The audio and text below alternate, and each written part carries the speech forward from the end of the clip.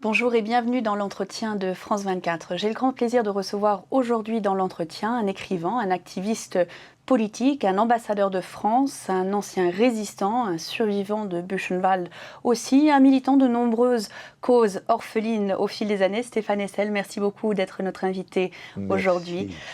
Tout d'abord, à 93 ans, votre histoire est finalement celle un petit peu du XXe siècle. Vous avez été témoin survivant de ces horreurs. Vous vous dites pourtant aujourd'hui porté par l'audace de l'espoir. D'où vient cet espoir ? Je pense que quand on est tellement vieux, 94, excusez-moi, encore un an de plus depuis l'apparition de mon petit livre, quand on est tellement vieux, on se rend compte que beaucoup de problèmes qui paraissaient insolubles ont été résolus. J'ai assisté à la défaite du fascisme, du nazisme, du stalinisme, à la fin de l'apartheid, à la décolonisation, pas forcément réussie, mais quand même. Donc des progrès énormes ont été faits. Ça me rend confiant. Les gros problèmes, très gros, devant lesquels nous nous trouvons aujourd'hui, eh bien, il n'y a pas de raison que nous ne les surmontions pas avec la même confiance et le même courage que celui qui a permis à ma génération, par exemple, de construire l'Europe. C'est formidable, une Europe qui, il y a encore un siècle, était le lieu de tous les conflits, de toutes les confrontations. Aujourd'hui, elle vit ensemble. Ce n'est pas encore parfait, mais d'énormes progrès ont été faits.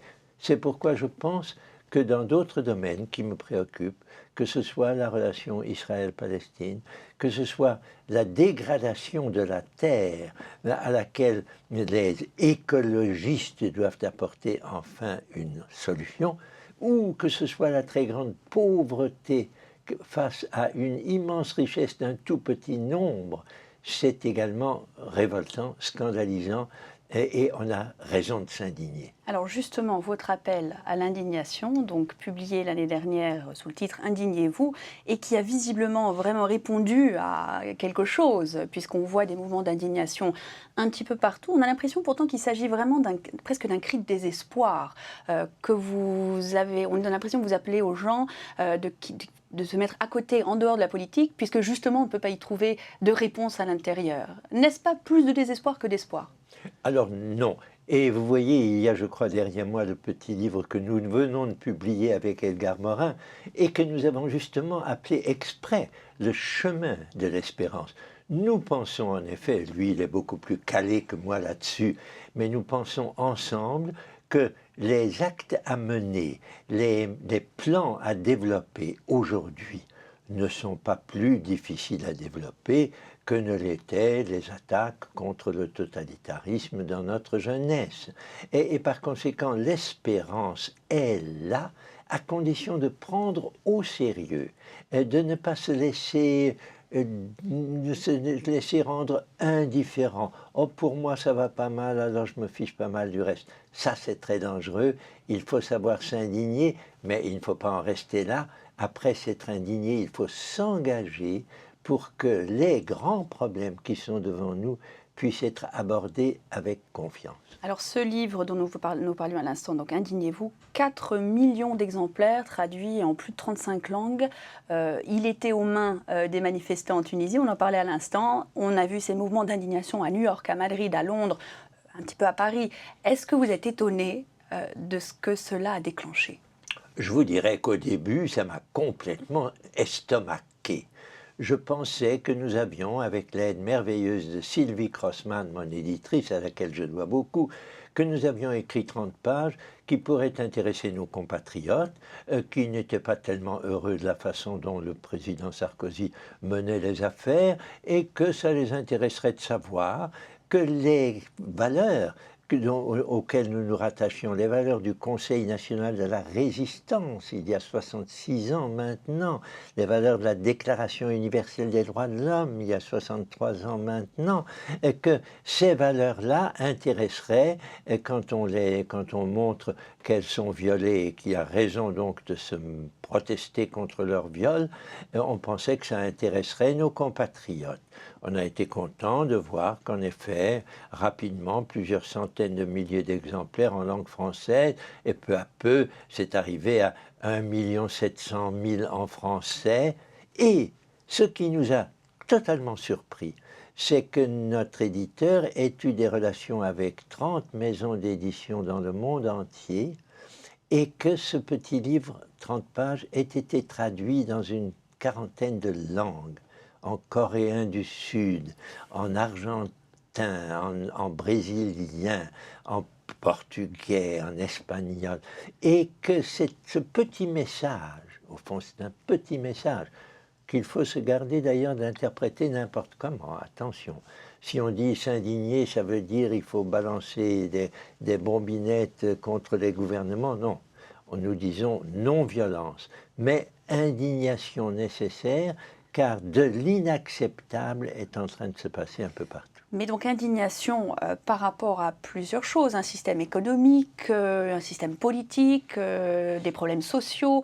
Vous parliez à l'instant des problèmes en Israël et Palestine, on y reviendra dans un petit moment. Est-ce que le danger n'est pas que finalement c'est en son sein que le mouvement porte le germe finalement de son propre essoufflement, que finalement trop de revendications font que ces mouvements d'indignation ne peuvent pas durer, ne peuvent pas peser en vérité sur le système électoral, ne peuvent pas se traduire en quelque chose de plus durable.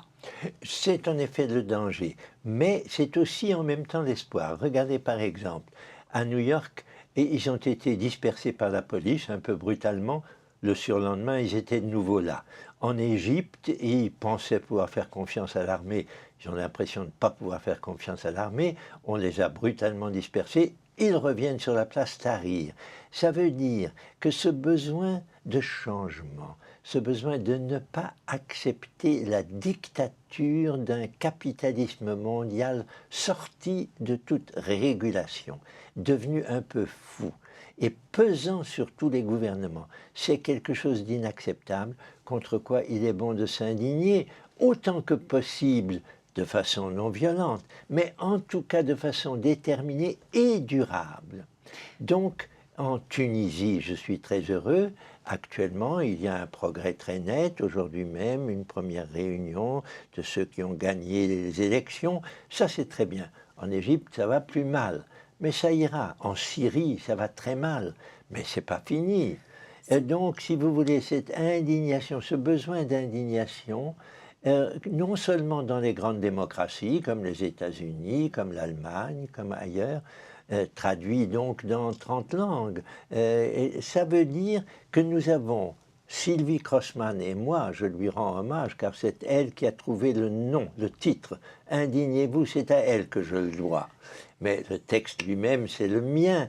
Et par conséquent, je pense que nous sommes tombés à un moment où on a besoin partout dans le monde d'un changement, d'une remise à plat de nos valeurs fondamentales et d'une autre façon de les aborder.